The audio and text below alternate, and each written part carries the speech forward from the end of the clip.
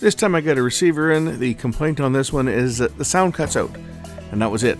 It's used in a garage, so it's not like it's an older system. It's an old surround system, but it's not used on like a home theater system. It's just being basically used as a 2-channel system. And I was told that the sound cuts out on 1 channel, so we're gonna have to plug this thing in and take a look and see how it sounds. I know this thing's not in the greatest condition, but hey, it's just for a garage. This is a Technics SAGX690, and apparently it does not work. I was told it cuts out.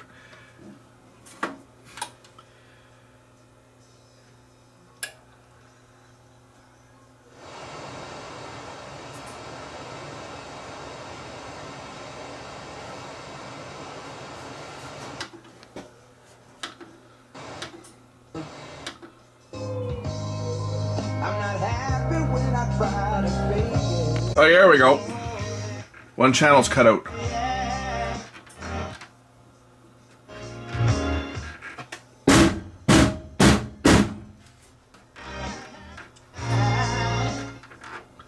Okay, so 1 channel cut out on it.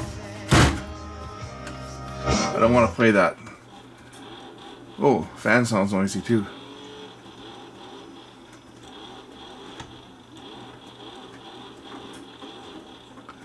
So 1 channel cut out on this thing. Let's pull it apart and see why. It was cutting in and out there. Why is it not working now? It was cutting in and out. The right channel cuts out.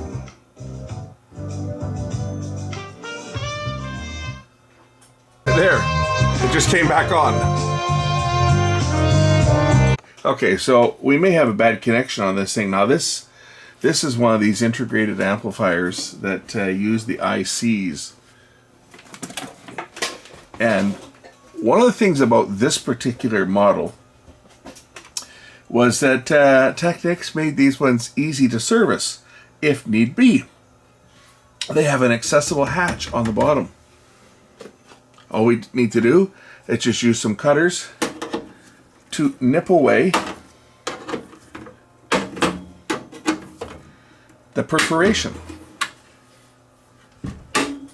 And then you see what you can do once you've done that is you can flip this over,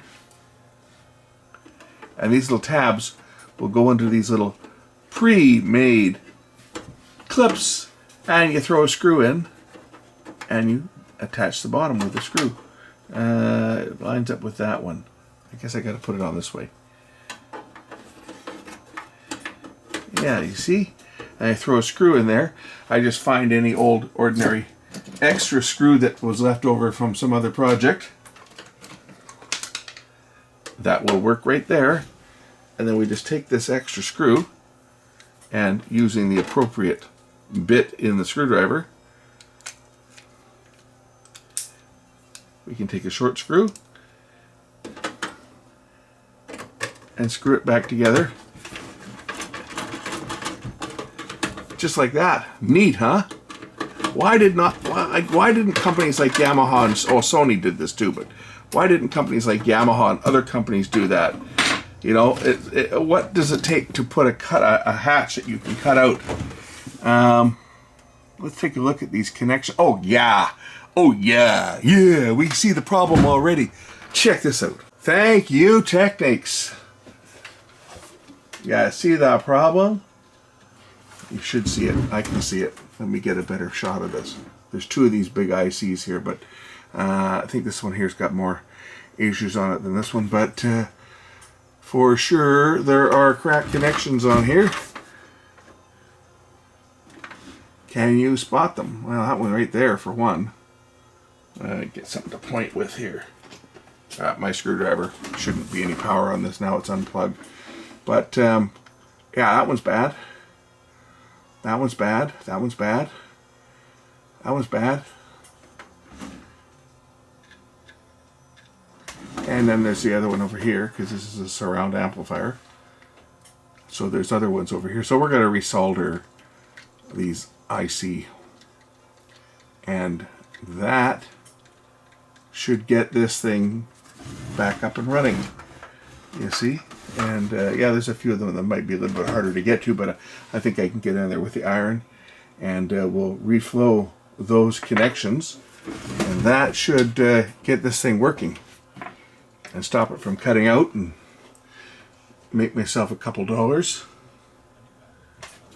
Not make myself that much, but yeah, I'll make more money on this than I did fixing the Buick radio. Let's put it that way.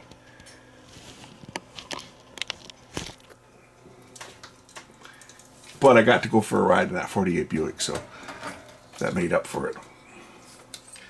Alright, let's throw some light on here and throw the color balance way off. Get the soldering iron heated up, which it is. I should get a 5,000 Kelvin light for here as well, just so that it matches the studio, because most of the lights in here, I mean, I've got some 2700s up front over the bench, but the lights that give us most of the light in here are 5,000, either in terms of LEDs or fluorescents. I got a couple compact fluorescents, a couple linear fluorescents, and some LEDs overhead that are all 5K. It just makes it easier on the eyes, and I think the color looks better on camera too. But I am going to throw this one on just to give me a little bit of extra light in here, so that I can see what I am doing as I get in here and correct this problem.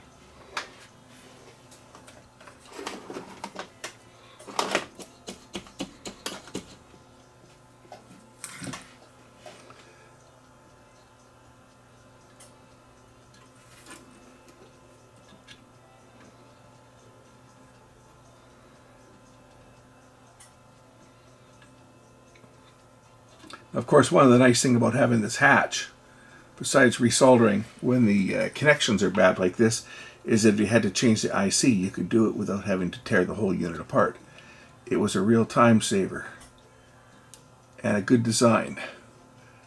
Sony did this on some of their receivers too, and Panasonic, of course, or Technics did it on a number of them. But then they got cheap because they started following Yamaha and Kenwood and Onkyo and everybody else's lead, and saved themselves that penny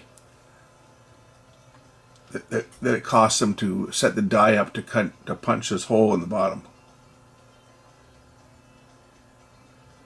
I don't even think it would have cost them a penny. Oops, that was a spark.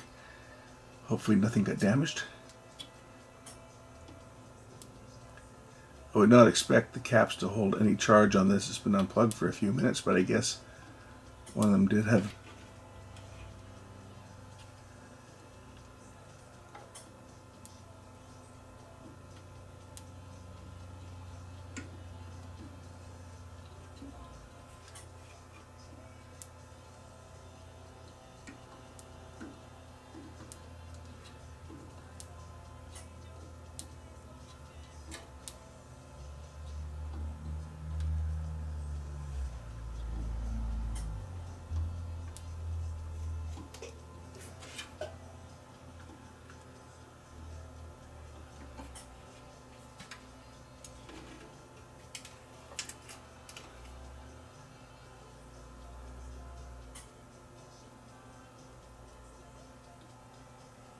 This looks like it came out of a smoker's house.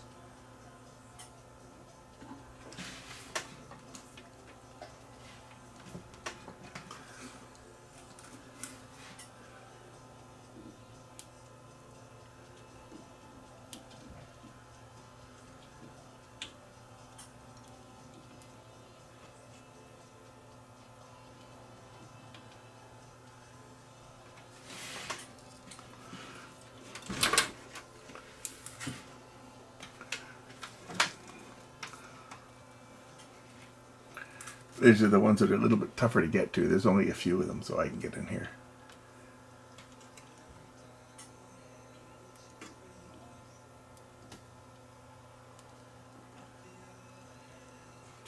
I think I got them all. Okay, give that an inspection to make sure there's nothing that's shorting out, and then we'll give it a try. Yeah, I'll do a couple transistors on here as well. There's a transistor here and another one over here, which This one here looks a bit dry.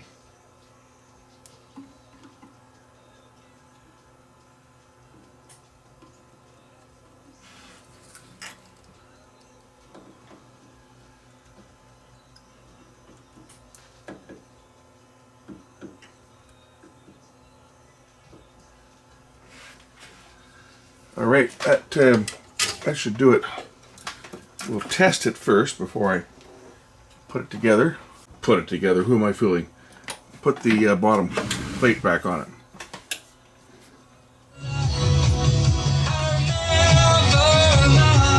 Yeah. It's working.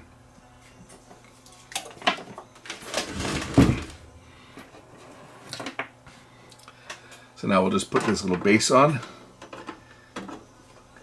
just like that, and put the screw back in the bottom, and this one is done.